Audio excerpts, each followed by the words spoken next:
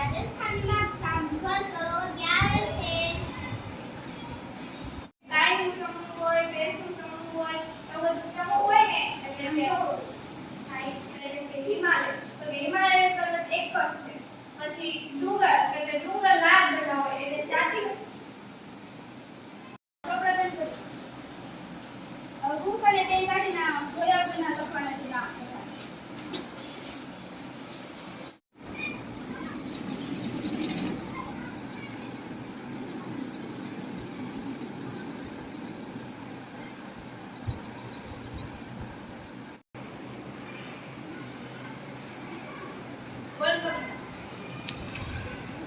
सेठ ने कुत्ते को मुक्त किया क्योंकि सेठ था सारा माल।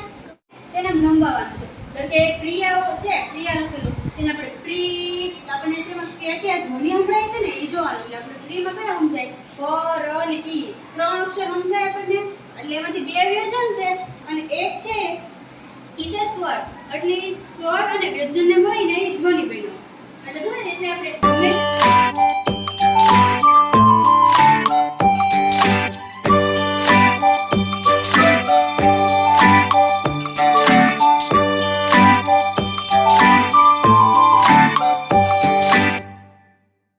હાથીના દાંત કેવા છે સંસ્કૃતમાં કહો. સંસ્કૃતમાં જવાબ દેવાનો છે. એ ખાતરમાં નાઇટ્રોજન, ફોસ્ફરસ અને પોટેશિયમ તત્વ હોય એવા ખાતરને ટૂંકમાં શું કહેવાય? લણણી માટે વપરાતું યાંત્રિક સાધન કયું છે? વિજ્ઞાનના પ્રશ્નો ધોરણ 8 ના છે, સંસ્કૃતના ધોરણ 6 ના છે, સામાજિકના ધોરણ 7 ના છે. તમારે જે 8મા નો ગ્રુપ મેમ્બર હોય એને આવવાનું. અનુધાવતી શબ્દનો અર્થ કહો. પાછળ જોડે સાચું કહે.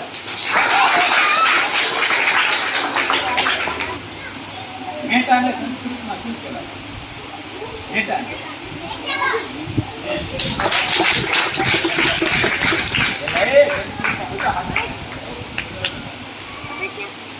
વક્રતુંડ શ્લોકમાં સૂર્યકોટી શબ્દનો અર્થ શું થાય? આખા શ્લોકનો નહીં બોલો, ખાલી સૂર્યકોટી એટલાનો અર્થ કરોડ. ગરમ મેઘમાં કોઈ બોલતા ન આને ન આવડે તો આને બોલશે. ગરમ મેઘમાં ઠંડો થઈ નક્કર થઈ જાય આ પ્રકારે બને ખડકને કેવો ખડક થાય? અગ્નિદૂત.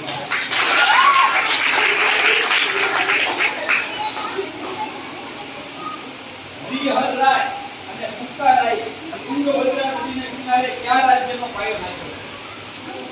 બીજા કોઈની બોલે આ ગ્રુપ બોલશે અને એનું થોડું કરશે તો તમને ધ્યાન મળશે. ઉપલા સ્તરને શું કહે છે? ભૂગોળ. લંબચોરસની પરિમિતિનું સૂત્ર કહો. ખોટું. તેણે સ્પર્ધામાં ઉત્સાહથી ભાગ લીધો. સર્વનામ અને ક્રિયા વિશેષણ બોલો. સર્વનામ કયું? હા હા અને ક્રિયા વિશેષણ? ખોટું.